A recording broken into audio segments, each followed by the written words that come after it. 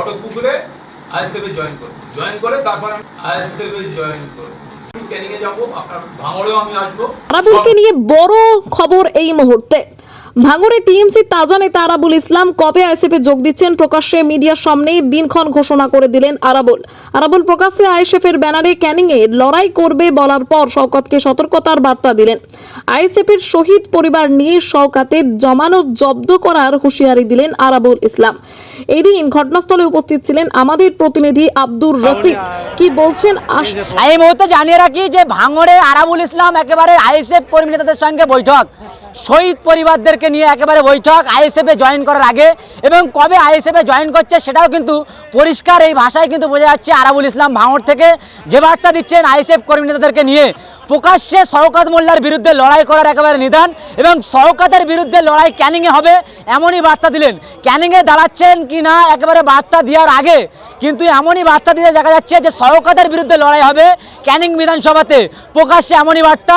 এবং আইএসএফের শহীদ পরিবারদের সঙ্গে কথা বললেন যে আরাবুল ইসলাম কিছু করেনি গো, বা শওকত মোল্লা জীবনতলা থেকে গাড়ি এনে কিন্তু সেই মাস্তান বাহিনীদেরকে নিয়ে ভাঙড়ের মানুষকে একেবারে শহীদ করেছে, বা ভাঙড়ের মানুষকে একেবারে মার্ডার করার চক্রান্ত করেছিল শওকত মোল্লা। এমন ভাষায় কিন্তু মুখ খুলতে দেখা গেল মিডিয়ার সামনে আরাবুল ইসলামকে। এবং আইএসএফ নেতা উসমান তিনি কি জানাচ্ছেন আমাদের ক্যামেরার মুখোমুখি, এবং আরাবুল ইসলাম কবে জয়েন করছে আইএসএফে এই মুহূর্তে সরাসরি কি বার্তা জানাচ্ছেন আমাদের ক্যামেরার মুখোমুখি। দেখতে থাকুন বিস্তারিত খবর আইএসএফ বাংলার পর্দায়। দীর্ঘদিন তো আপনাদেরই তো লড়াই ছিল আরাবুল ইসলাম, সেখানে দাঁড়িয়ে এখন পর্যন্ত যা খবর আমাদের কাছে আরাবুল ইসলাম আইএসএফ আসছে, আপনার সঙ্গে এসছেন, কি বলবেন যদি আরাবুল ইসলাম আসে আইএসএফ সেক্ষেত্রে কি সুবিধা হবে নাকি আরো? দেখুন, আরাবুল ইসলামকে আমরা ছোট থেকেই চিনি, আমরা দেখেছি তো কোনো ঝামেলা ঝঞ্ঝট ছিল না। যখন থেকে ওই শয়তানটা এখানে আসলো দায়িত্ব দিল তারপর থেকেই খুন দাঙ্গা মারপিট সব লেগেই যায়। আর মিথ্যা কেস, এর যে কি বলবো, এত মিথ্যা কেস আমার মনে হয় টোটাল পশ্চিমবাংলায় যা কেস আছে মিলিয়ে যা হবে আমাদের ভাঙড়ে তাই আছে। এত মিথ্যা কেস এই জানোয়ারটা দিয়ে যাচ্ছে। আরাবুল ইসলামকে কি আপনাদের দলে স্বাগত জানাবেন? অবশ্যই ভাইজানরা যদি সেইভাবে দেয় আমরা স্বাগত জানাবো। ভাঙড়ের লড়াই কি আরো সহজ হবে না কঠিন হবে আরাবুল ইসলামের সাথে? সেটা সময় দেখা যাবে। আপনার নাম কি জিজ্ঞেস? আমার নাম ওসমান, কোলহাট ওয়ানের সভাপতি। আজকে এই যে কলিহাটে আপনারা দেখা করলেন আইএসএফ এর পঞ্চায়েতে নির্বাচনের সময় যে সমস্ত কর্মীরা খুন হয়েছিলেন তাদের পরিবারের সঙ্গে, হঠাৎ করে তাদের পরিবারের সঙ্গে দেখা করার কারণ কি? একটা ব্যাপার হচ্ছে, আপনারা জানেন যে এই পরিবারগুলো অত্যন্ত ক্ষতিগ্রস্ত পরিবার। কেন? কারুর স্বামী চলে গেছে, কারুর ছেলে চলে গেছে, বা কারুর মানে ভাই গেছে, খুন হয়েছে। আপনারা জানেন পঞ্চায়েত নির্বাচনে যেভাবে দুই দলের মধ্যে সংঘর্ষ, তৃণমূল কংগ্রেসেরও 3 জন খুন হয়েছিল, এনাদের 4 জন আইএসএফের খুন হয়েছিল। আমি হঠাৎ করে আজকে সকাল থেকে একটু বলতে হবে যে সকালে আমি ফুটবলেশ্বরে গিয়ে আমি তৃণমূল কংগ্রেসটা বিশ্বাস করে লড়াই করে আজকের ভাঙড়ে যে খুন খারাপ হয়েছে সেটা আমি এতদিন মেনে নিতে পারিনি। আমি প্রথম থেকেই মেনে নিতে পারিনি পঞ্চায়েত নির্বাচনের পর। আমি অনেকবার ভেবেছিলাম যে এদের সাথে একবার আমি কথা বলব, অনেকবার চেষ্টা করেছিলাম, কিন্তু সেই পরিস্থিতি হয়নি। তাই আজকে সেই পরিস্থিতি হয়েছে। আমি তাদের সাথে দেখা করেছি, তাদের কাছে ক্ষমা প্রার্থনা করেছি যে যদি আমি ভুল করে থাকি। কিন্তু একটা জিনিস আপনারা জানবেন, আপনারা মিডিয়ার লোক, আপনারা সেদিনও ছিলেন, আমি সেদিন কিন্তু পঞ্চায়েত সমিতির অফিস থেকে বাইরে বেরোইনি। খুন হয়েছে মেলার মাঠে। যাই হোক, খুন সেটা খুন বলে খুন মেনে নিতে হবে, সেটা নিয়ে কোনো দ্বিমত আমার নেই।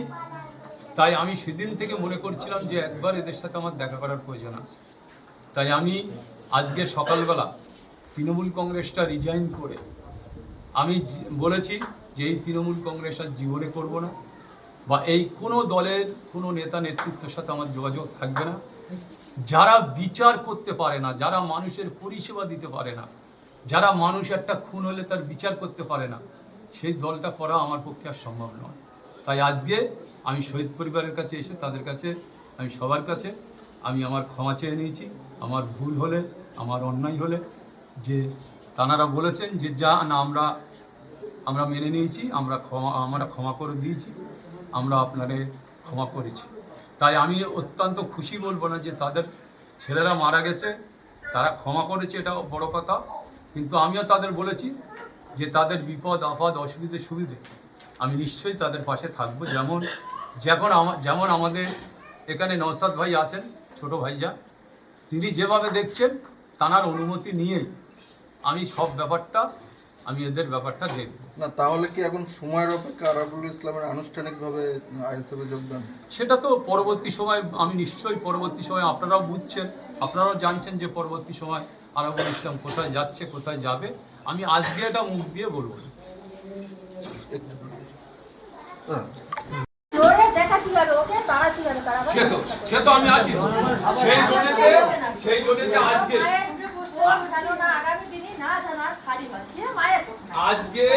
আজকে আমি তৃণমূল থেকে রিজাইন করে এসেছি, ফুরফুরা থেকে রিজাইন করেই আসছি আপনাদের। একদম তৃণমূলের কোনো নেতা কর্মী কারোর সাথে আমার সম্পর্ক থাকবে না। আমি তৃণমূল থেকে রিজাইন করেছি। আমি বুধবার দিন ঘটকপুকুরে আইএসএফে জয়েন করে তারপর আমি ক্যানিংয়ে যাবো, আপনার ভাঙড়েও আমি আসবো, সব জায়গায় আমি থাকবো, কোনো অসুবিধা নেই। উসমান আছে এখানে, আমাদের শামপুর অঞ্চলের প্রেসিডেন্ট আছে, এখানের এই অঞ্চলের প্রেসিডেন্ট আছে, সব আছে। আমি সবাই সাথে কথা বলে এসেছি ফুরফুরা।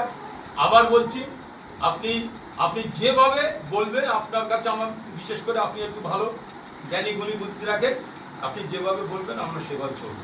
অন্তত আপনি দরকার হলে আমার ফোন নাম্বার নিয়ে রাখবেন, বলবেন যে এইটা দরকার, এইটা অসুবিধা, এইটা সুবিধে, আমি সবসময় আপনার কাছে থাকবো। ওনার আপনার হাজব্যান্ড? হ্যাঁ, ঠিক আছে, আমি দেখে দেবো।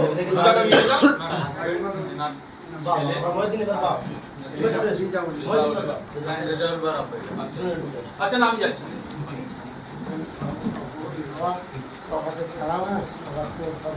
ঠিক আছে,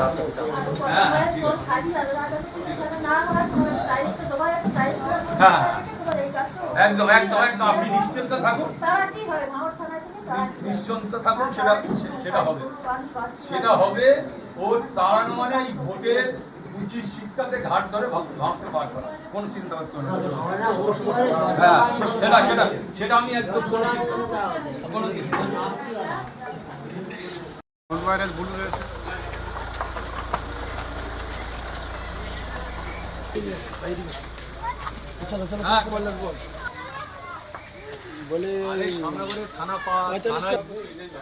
কি করবো?